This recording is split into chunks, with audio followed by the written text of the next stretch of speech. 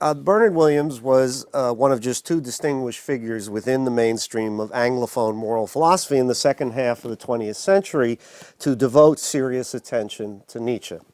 Philippa Foot was the other comparably famous figure to do so, and she unsurprisingly shared with Williams skepticism about many orthodoxies of analytic moral philosophy during this time, though I think she shared a slightly different set of skepticism about the orthodoxies. Now, Derek Parfit, slightly younger but probably more influential on the shape of the Anglophone profession more recently, also ended up professing to take Nietzsche seriously, or at least giving him a lot of attention in his final work on What Matters. Unlike Williams and Foot, however, it was rather too obvious that Nietzsche was Parfit's enemy, to be defanged, defamed, and disposed of. Williams, by contrast, was clearly a friendly and appreciative reader of Nietzsche, even referencing him explicitly on many occasions in what seemed to me his two most important monographs, Ethics and the Limits of Philosophy from 1985 and Shame and Necessity from 1993. I'm happy to talk in Q&A a little about truth and truthfulness, though despite its being called the genealogy, it seems to me it's very un-Nietzschean in two very important respects. First of all, he admits it's a just-so story, whereas Nietzsche was emphatic that the genealogy had to have a factual and evidential basis. For Nietzsche, that was largely etymological. And secondly, of course, it's meant to be vindicatory of the concept, whereas Nietzsche was explicit that genealogy, for him, was a critical tool to undermine, in Nietzsche's case, morality. Okay. So I'm not going to talk about that book. So my aim here is to assess the Williams-Nietzsche relationship and the extent to which Williams learned from Nietzsche and the extent to which he retreated from or ignored Nietzsche's actual views. Williams' reaction to Nietzsche will also tell us something about the distinctive and, I think, conservative nature of Anglophone philosophy over the last century. And this deserves some further comment at the start. Of the various fault lines between Anglophone philosophy of the last century in the analytic tradition and the multiple and often conflicting traditions in post-Kantian continental philosophy, two are especially important in connection with the relation between Williams and Nietzsche. First, in Germany, beginning arguably with Herder in the 18th century, there was a strong historicist turn in philosophy. Historicism, for our purposes, consists of two theses, one stronger than the other. The first, weaker historicist thesis is that the reference of concepts or terms usually varies by historical context, so much so that the same concept or term can pick out radically different reference at different historical moments, and thus it's a mistake to assimilate them or assume the concepts have the same meaning across historical epochs. The second, stronger historicist thesis holds that these concepts have no correct referent that transcends the historical period. The concept good may, as Nietzsche argues, pick out, quote, elevated, proud states of the soul and, quote, nobility in antiquity, and then in the Christian world instead picks out, quote, the warm heart, patient industriousness, humility, and friendliness, until, as Nietzsche says, the words good and stupid come close together. Neither is the correct meaning of good, although the claim is stronger than one about semantics. It is that good qua metaphysical fact does not exist, but is created and projected onto the world by people with very different interests and attitudes. Even Hegel, perhaps the most famous, albeit atypical historicist, can mostly agree with this characterization of historicism, with the important caveat that he thinks historical fluidity comes to an end in which the semantics and the metaphysics coincide on God's intention for his creation as interpreted by Hegel. But Hegel is an outlier in the historicist tradition, unlike Nietzsche. And Williams, as I will argue, is in important senses an anti-historicist thinker, very much unlike Nietzsche, but very much like most analytic philosophers who write as though they are illuminating the right, the good, the just, or in Williams's case, the ethical life. But there's a second view distinctive of most, but not all, of the post-Kantian traditions in European philosophy. Husserl is an exception to this. Habermas, who is an exception to this, and I'm happy to talk about that if people are interested. So there's this second view distinctive of most of the post-Kantian traditions that should be unsurprising in light of the historicism. These post-Kantian philosophers eschew appeals to, quote, common sense or our moral thinking or intuitions, since these are simply historically contingent data points, suitable for diagnosis, for example, as artifacts of capitalism or the slave revolt in morals or the modern era of biopower, and perhaps all of these or more, but they're not suitable for understanding the real world. These post-Kantian philosophers all embrace the idea that on the one hand, philosophers should aim to diagnose and assess what is really happening in culture and society, politically and psychologically and sociologically, and on the other hand, to help human beings, or some human beings, achieve a kind of liberation, often an incoherently theorized notion of liberation. Marx, Nietzsche, Horkheimer, Adorno, Marcuse, and Foucault are all what we might call emancipatory realists in this broad sense, even though the Marxian idea of emancipation of the individual is rather different than Nietzsche's, needless to say. Roughly, we could say that Marx thinks individuals are liberated when they can engage in free productive activity unrelated to securing the means of survival, while Nietzsche is only concerned with liberating certain higher human beings from their false consciousness about the dominant morality, which in fact is incompatible with their flourishing. So what these continental emancipatory realists all share is a rejection of the conservative conception of philosophy, well articulated by Judith Jarvis Thomson of MIT. Here's what Thomson says. The main central problems of philosophy consist in efforts to explain what makes certain pre-philosophical or non-philosophical beliefs true, namely those that we rely on in ordinary life. She associated this conservative approach to philosophy quite rightly, I think, with G. Moore and Wittgenstein, but it is utterly foreign to those who begin with the assumption that ordinary life is shot through with falsehood, illusion, and historically contingent commitments. Williams, I think it turns out, is closer to Thomson than he is to Nietzsche on this score. So I'll begin my discussion with ethics and the limits of philosophy and then turn to shame and necessity, although I'll note certain continuities of concern between the two. So in an article in Ethics more than 20 years ago, I proposed the distinction between two kinds of criticisms of morality then common in Anglophone moral philosophy, and revisiting that distinction will be useful here. So theory critics, as I named them, and this includes Williams, but also Annette Beyer and Charles Taylor, among many others, are those who denied that our particular moral assessments and common sense moral principles are apt subjects for a theory, in a precise and technical sense of the word theory. And theories in this sense have two characteristics. First, they try to reduce all value to a single unitary source. I'll just refer to this as reduction. And second, they try to articulate an explicit mechanical decision procedure for generating answers to ethical questions, or explicit criteria for ethical decision and a decision procedure for their application. And I'll call that obviously mechanical decision. Now the two attributes are closely related. It is precisely theory's reduction of value to a single source that makes possible theory's goal of a mechanical decision procedure, namely one that uses the privileged basic value to churn out, we might say, moral directives. Against these aims, the theory critics argue that value is not unitary. There are, in Taylor's phrase, a diversity of good, and that partly as a result, mechanical decision procedures are simply impossible in the ethical life. Ethical decision and action, these critics say, requires practical wisdom, virtues, or sensitivity to the particular context, all things which allegedly cannot be captured within the confines of theory. A common refrain among theory critics, including Bernard Williams, is that the rejection of theory in this technical sense does not entail the rejection of ethical reflection. Of course, it would seem that if something is to count as reflecting at all, as opposed simply, say, to emoting, then it must aim for some degree of abstraction, simplification, generality, and coherence. Theory in the objectionable sense must require something else, otherwise all reflection would involve theory.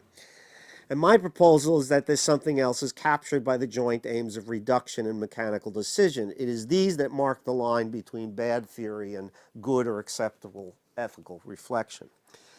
Now, this aspect of Williams' views in Ethics in the Limits of Philosophy and elsewhere obviously has nothing to do with Nietzsche, and I do not read Williams as claiming otherwise. Nietzsche thought practical reflection was an epiphenomenal illusion, and that philosophers invoke, quote, practical reason precisely when, as Nietzsche puts it, reason has nothing to do with it. I've defended this view at length in my recent book, Moral Psychology with Nietzsche, and I'm going to return to this issue below in the context of some themes from Williams' Shame and Necessity. Now, by contrast to those I called the theory critics, I dubbed another group the morality critics. And here I'm thinking of Michael Stocker, Susan Wolf, and again Bernard Williams, among others. The morality critics criticize moral theory not because of its theoretical ambitions, but because of either the substantive content of the morality endorsed or the weight assigned in practical reasoning to moral demands. Admittedly, the morality critics often present themselves as critics of morality itself. In that sense, they echo Nietzsche rhetorically. But on examination, I think it becomes clear their targets are specific philosophical theories of morality, consequentialist and deontological. The Williams of Ethics and the Limits of Philosophy is illustrative in this regard. Williams calls morality, quote, the peculiar institution, and says this morality, quote, is not an invention of philosophers, but rather the outlook, or incoherently, I think, not incoherently, part of the outlook of almost all of us. He goes on to worry about, quote, the several natural ways in which this morality's special notion of obligation, quote, can come to dominate a life altogether. In passages like these, Williams seems to be objecting not that the best moral theory requires obligation to dominate life, but rather that once moral obligation is allowed to, quote, structure ethical thought, it has a, quote, natural tendency to rule out all other considerations. The appearances here are, I think, deceiving.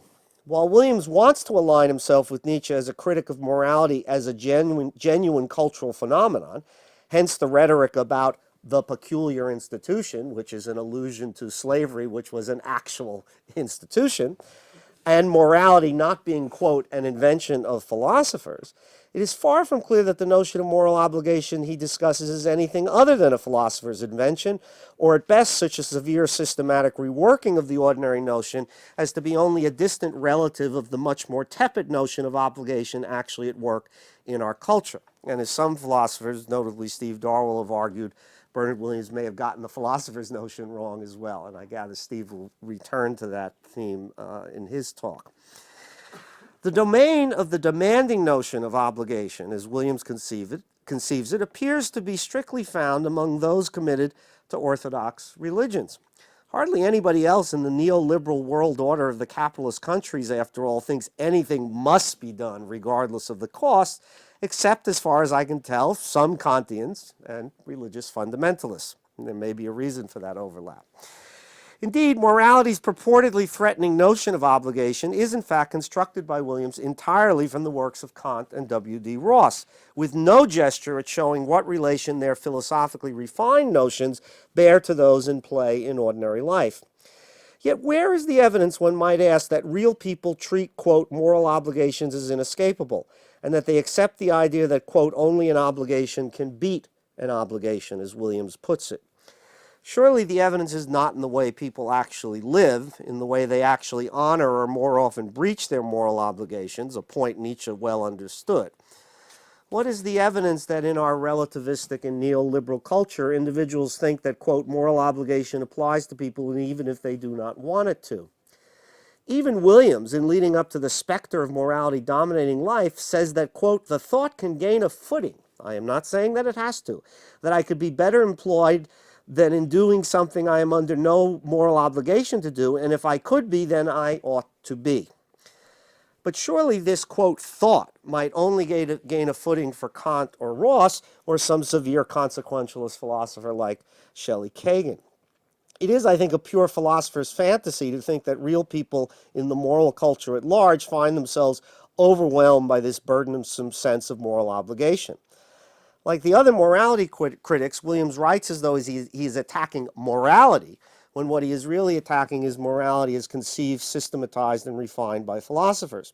Such a critique may be an intellectually valuable endeavor, but it is quite different than Nietzsche's worry that the various forms of morality we have inherited from the Judeo-Christian tradition are, quote, as Nietzsche puts it, detrimental to the higher men, that they, and again quote Nietzsche, would be to blame if the highest power and splendor possible to the type man was never in fact attained in real life. All right? And this is a point to which I'll return momentarily. Well, can we salvage the supposed alliance between morality critics like Williams and Nietzsche? Well, consider Thomas Nagel's useful way of framing the issue, and this is from The View from Nowhere. According to Nagel, there is a potential conflict between the good life, one which is valuable along non-moral dimensions, and the moral life, one in which moral considerations govern, or between, as Nagel puts it, living well and doing right. So for philosophers like Williams, think of his discussion of Gauguin, and Susan Wolf, think of her discussion of moral saints, the good life and the moral life can conflict, and for those, unlike Williams and Wolf, who think moral considerations are always overriding, that is so much the worse for the good life. Nagel is clear about where he locates Nietzsche in the debate thus framed, and here I quote Nagel, "The good life overrides the moral life." This is Nietzsche's position. The view is that if taking everything into consideration, a moral life will not be a good life for the individual, it would be a mistake to lead it. Thus, like the morality critics, Nietzsche is supposed to side with the importance of the good life against the encroaching demands of the moral life. Even granting that Nietzsche is perhaps more extreme in his rejection of the demands of the moral life, he still counts as the first in a line of morality critics that includes Williams, Wolf, and others who recognize the conflict between the good life and the morality life, but at the same time reject the idea that moral considerations are overriding. But even this reframing significantly understates the remaining differences. Here's how Richard Miller, I think, aptly put it.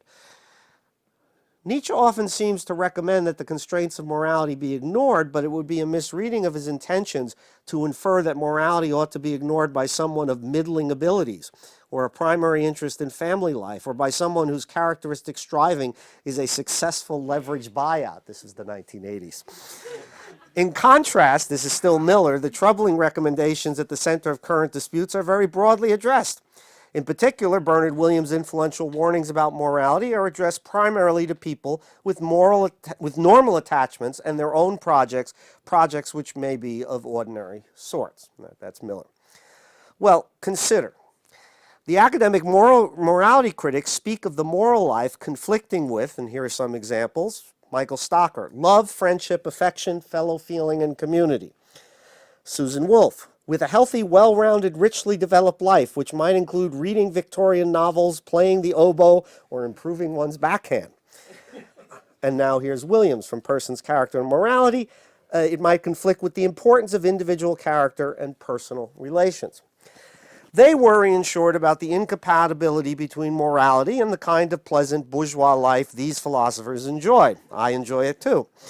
And these worries strike a somewhat different note from Nietzsche, who speaks of morality posing a threat, for example, to, quote, the highest power and splendor actually possible to the type man, to, quote, the self-reliant, independent, unprejudiced men, the pillars of a strong civilization, to, quote, all that is rare, strange privilege, the higher soul, the higher duty, the higher responsibility, and the abundance of creative power and masterfulness, to, quote, the men of great creativity, the really great men, according to my understanding.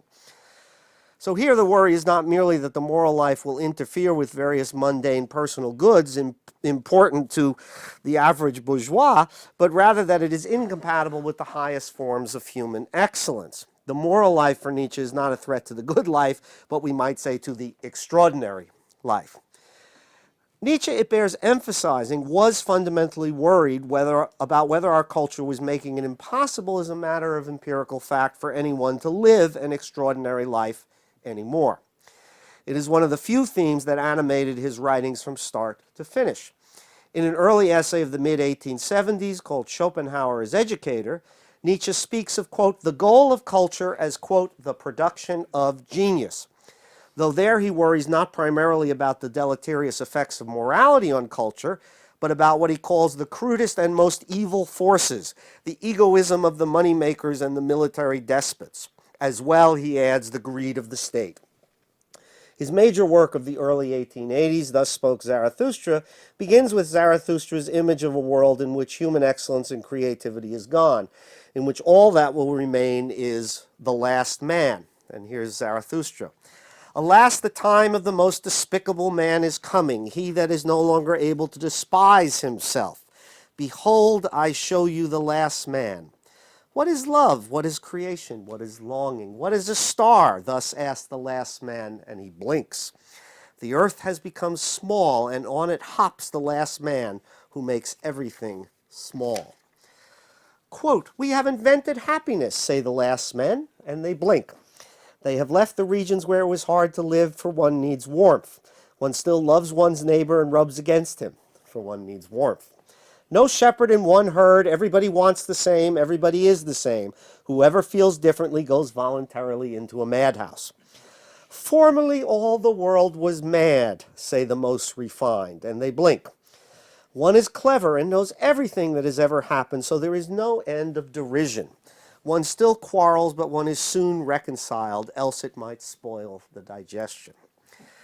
In his last productive year of 1888, Nietzsche speaks of Christian morality as having, quote, waged war unto death against the presupposition of every elevation, of every growth of culture, and he claims that acting in accord with what has been called morality, quote, would deprive existence of its great character.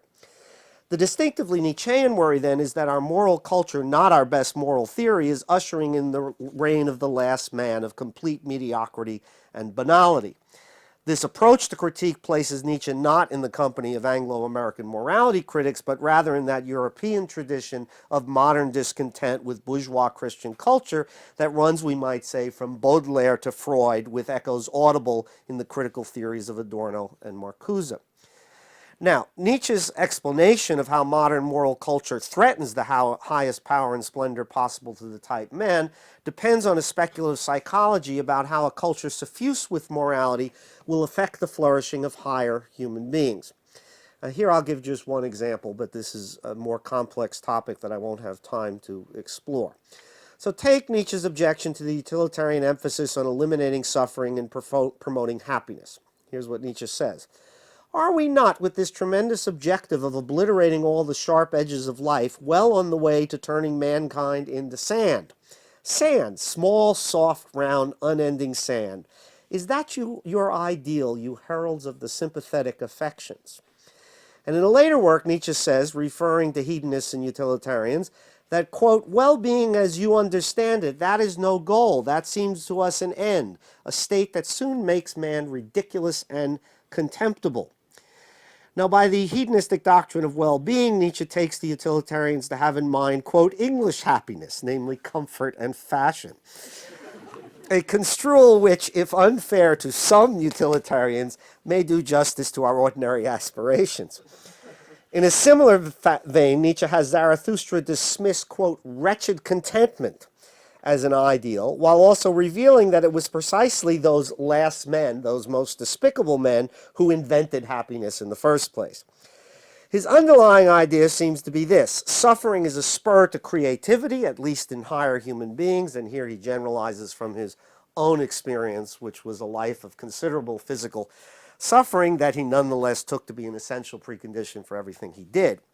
So suffering is a spur to creativity, at least in higher human beings, and a culture that treats suffering as an evil and happiness as the most important men will divert potential higher human beings from their potential as they pursue pleasure and the cessation of suffering.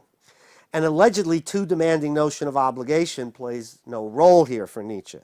His attack, unlike Williams's, is vulnerable to the empirical evidence about how a culture suffused with morality really affects individual geniuses. But the entire debate between the Anglophone moral philosophers, in which Williams is such an important figure, is, I think, irrelevant to Nietzsche's concerns. This same kind of mismatch in concerns plays a role in Nietzsche's and Williams's different approaches to the Greeks, to which I'm now turn. So in Shame and Necessity, Williams explicitly defends one anti-historicist thesis, namely that the folk psychology of action and motivation in the Homeric world, as well as certain allied notions that are part of our ethical outlook, as he calls it, such as responsibility and shame, are not really different in kind from ours. His particular target is scholars like Bruno Snell, who took the Homeric Greeks to be morally inferior on most of these counts. Nietzsche would certainly disagree with Snell, but it is less clear how much he would agree with Williams. There are points on which Williams is convincing, probably even by Nietzschean lights, but there are respects in which Williams systematically downplays the radical differences between us and the Greeks that were so important to Nietzsche. Williams himself is no doubt aware of this tension. He describes Nietzsche in Shame and Necessity as a thinker, quote, with whom my inquiry has relations that are very close and necessarily ambiguous. But when Williams also claims that, quote, if we can come to understand the ethical concepts of the Greeks, we shall recognize them in ourselves. What we recognize is an identity in content. I take him to be affirming something that Nietzsche often denies. As Nietzsche puts it in an early essay titled Homer's Contest, quote, this is Nietzsche now, what a gulf of ethical judgment lies between us and him, that is Homer. And I think that's Nietzsche's view throughout. But for Nietzsche, this observation has very little to do with Snell's moralizing condescension. Nietzsche takes the normative content of ethical thought in the Homeric world to be dramatically different from ours and largely superior. Because this assessment is so unfamiliar, even in Williams's treatment, it requires a bit of further exposition at the start. Now, Nietzsche's understanding of the Greeks was shaped profoundly by that of his University of Basel colleague, Jakob Burckhardt, who was probably the most important historian of both the Italian Renaissance and classical Greece that the 19th century produced. Burckhardt's vision of both historical epochs was distinctive. The cultural excellence of the 5th century BC in Greece and then the Italian Renaissance was due to the extraordinary competitiveness of the different city-states, not just politically, but in the intellectual and artistic realms. And this is what Nietzsche calls the agonistic spirit of the Greeks, and he takes it the Italians during the Renaissance period.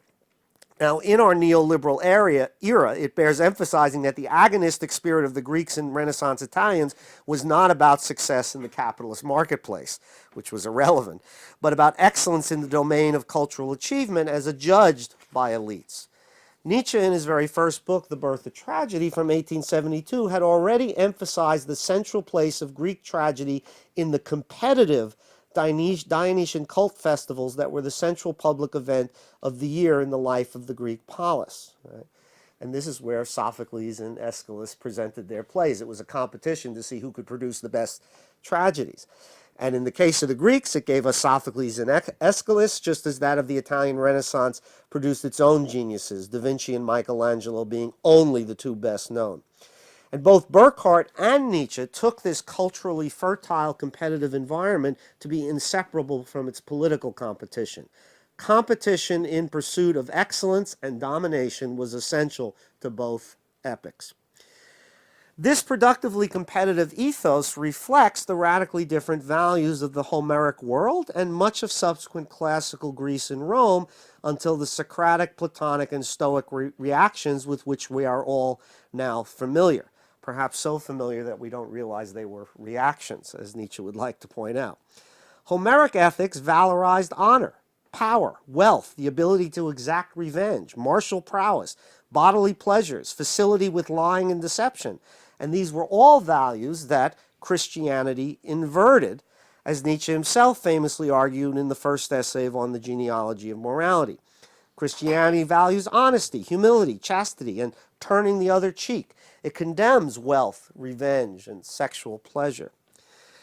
Now, we comfortable bourgeois academics of the current era understandably find such claims difficult to assess. The correlation between intense and localized political and military conflict and cultural achievement in both ancient Greece and the Italian Renaissance are striking, and they certainly impress Burckhardt and his junior colleague Nietzsche. At the present historical moment, of course, when the monster child Donald Trump rules the United States, it bears emphasizing that just as Nietzsche and Burckhardt hated Otto Bismarck, and they did, they would have no doubt been gripped by paroxysms of contempt and bafflement by Trump. Trump undoubtedly valorizes, in some sense, most of the things that Homer does, but he is unable to achieve any of them. He is, for example, a transparent liar who fools no one and whom no one believes other than the rabble, as Nietzsche would say, and his lies serve no purpose other than satisfying his vanity, what Nietzsche would call the selfishness of the sick, or as Nietzsche's Zarathustra puts it. Contrast Odysseus, right, who lies his way out of the grips of the Cyclops and lies his way into his former home in order to surprise and slaughter the suitors of his wife Penelope and thus exact his just revenge. Right? And he's clearly celebrated for his ability to do this in Homer. Trump has no martial prowess and no honor, and he cannot even wield political power effectively due to his narcissism and stupidity. Even in the domain of bodily pleasure, Trump is reduced to a kind of prostitution, both short and long term. Trump aspires to this, I always have trouble saying this word, the simulacra, thank you, of the Homeric values that the actual Homeric heroes realize. The relevant contrast for understanding Nietzsche, right, so Trump is not whom he's thinking of, is with Napoleon, who was one of those in the standard 19th century pantheon of geniuses. This view was not peculiar to Nietzsche at all, and along with Goethe and Beethoven, who were two of Nietzsche's other favorites examples. Napoleon himself cultivated the myth of his own genius, but it is also true that Napoleon really did have martial prowess, that he was honored and renowned, that he wielded extraordinarily effective power, right? So much so that to this day, France and its elaborate administrative bureaucracy bears the complete mark of Napoleon's influence because Napoleon was such a details guy in the way he set everything up. And Napoleon was in so many respects, in these respects and others, a kind of Homeric hero, complete with his disregard for human life. All right, so much for Nietzsche's reasons for disagreeing with Snell's moralizing condescension toward the agonistic ethos of the Greeks. Bernard Williams' disagreements with Snell are more modest. Williams finds the, quote, ethical outlook of the Greeks more appealing because they lack, quote, the accretions of misleading philosophy, such as Kantian ideals of freedom, responsibility, and obligation, a dualistic distinction between soul and body, and the idea of the will, to take a few of the main examples he's concerned with in Shame and Necessity.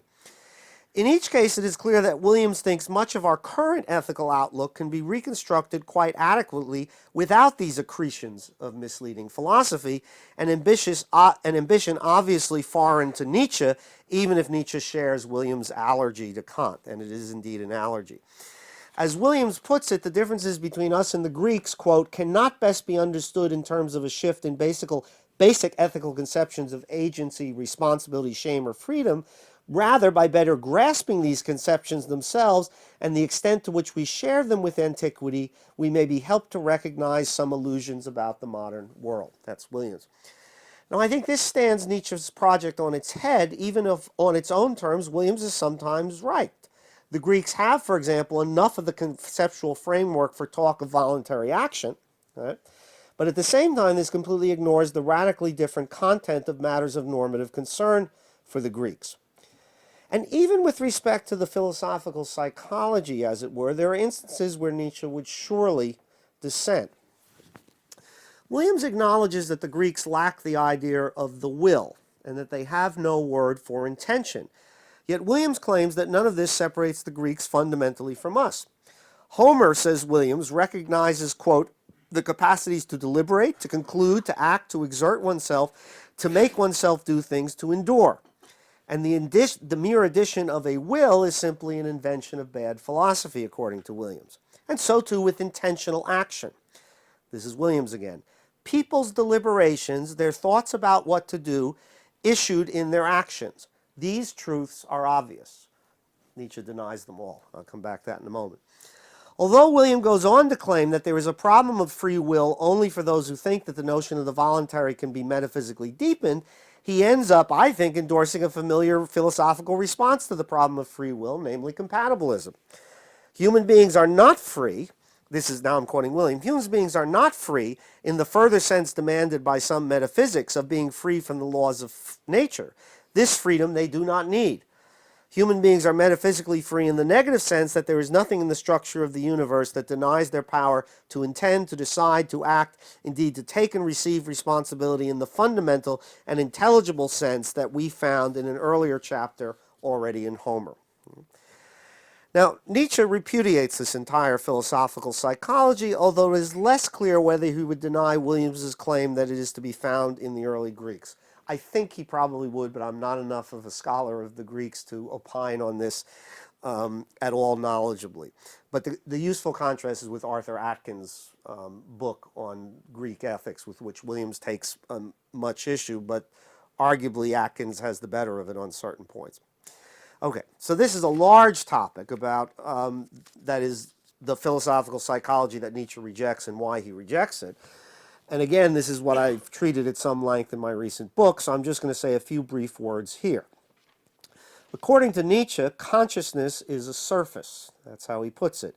And it is a surface that conceals what is actually causally efficacious in our action, namely our unconscious mental states, in particular our drives being dispositions to have certain kinds of affective responses, for example, sexual arousal in the presence of an arousing sexual object.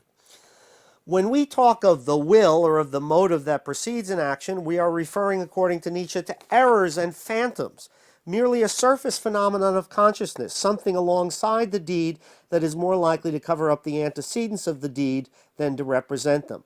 Only our, quote, ridiculous overestimation and misunderstanding of consciousness, again a quote from Nietzsche, leads us to fail to recognize that, quote, the greatest part of our spirit's activity remains unconscious and unfelt, that, quote, everything of which we become conscious causes nothing.